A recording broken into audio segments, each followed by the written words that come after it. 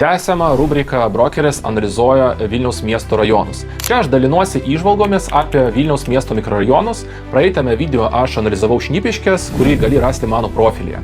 O šiandien mes pakalbėsim apie Pilaitę. Pilaitė atrodo kaip labai patogus pasirinkimas, bet yra vienas dalykas, kuris ilgainiui gali tapti didžiausiu minusu. Pilaitė per paskutinius metus stipriai išaugo. Jame atsirado daugiau naujos statybos, naujų šeimų ir daugiau gyvenimo. Kainos čia dažniausiai svyruoja nuo 2 iki 3 tūkstančių eurų už kvadratą. Todėl tai gali atrodyti patraukliai investuotojui.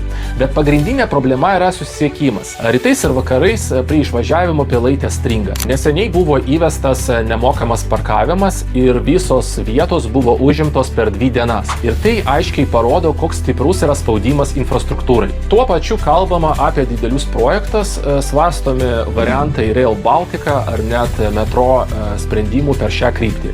Ir tai rodo vieną dalyką. Problema yra reali ir šiuo metu ieškoma sprendimų. Pilaitė turi gerą kainos ir gyvenimo balansą, bet infrastruktūra yra pats pagrindinis klausimas. Kitame video aš paanalizuosiu rajoną, kuris yra pats patraukliausias investicijai. Parašykite savo rajoną ir aš jį irgi paanalizuosiu.